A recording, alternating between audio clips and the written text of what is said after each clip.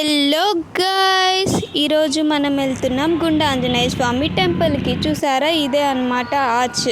So లోపలికి వెళ్దాం రండి. సో లోపలికి వెళ్ళిన వెంటనే నాకు ముందుగా అశ్వత్థ వృక్షం అయితే కనిపించింది. దీంట్లో ఏమైతే చివరన బ్రహ్మ, మధ్యలో విష్ణువు, స్టార్టింగ్లో శివుడు అయితే ఉంటారంట అని నమ్ముతారు. సో అలా ఒక ప్రదక్షిణ చేసేసి నేను కూడా లోపలికి అయితే వచ్చానండి. సో ఇలా వస్తే ఇదే స్వామివారి ధ్వజస్తంభము, పాదుకలు. టెంపుల్ అయితే కొత్తది, చాలా అంటే చాలా బాగుంది.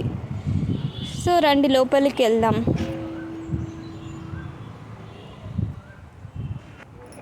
సో లోపలికి వస్తే హనుమాన్ చాలీసా అండ్ వెంకటేశ్వర స్వామి విగ్రహం అయితే ఎంత బాగుందో చూసారా, స్టోన్స్తో.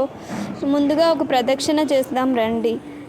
దీనికి గుండా ఆంజనేయ స్వామి అనే పేరు అయితే ఎందుకు వచ్చిందంటే, తెలుగులో గుండా అంటే కొండ అన్నమాట. సో ఇక్కడ ఆంజనేయ స్వామి కొండలో ఉంటాడు కాబట్టి దీని గుండా ఆంజనేయ అనే పేరు అయితే వచ్చింది. అది కూడా మీకు నేను వీడియోలో చూపించడం అయితే జరిగింది. చూసారా వెంకటేశ్వర స్వామి అసలు ఎంత బాగున్నాడో. సో ఫైనల్గా నా దర్శనానికి అయితే వచ్చేసాను.